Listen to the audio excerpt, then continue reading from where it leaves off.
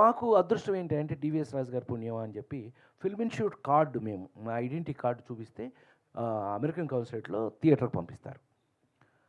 వారం రా బోరు కొట్టకుండా ఏదో మంచి కామెడీ అట చూద్దాం సరదాగా మేము పోతున్నాం, నువ్వు వస్తున్నావా రావట్లేదా అని అంటే కేంద్ర బాబు నేను మాత్రం పీకేదే ఉన్నది. వెళ్ళాం 1 వీక్ పాటు చార్లీ చాప్లిన్ సినిమాలు వరుసగా చూడటం జరిగింది.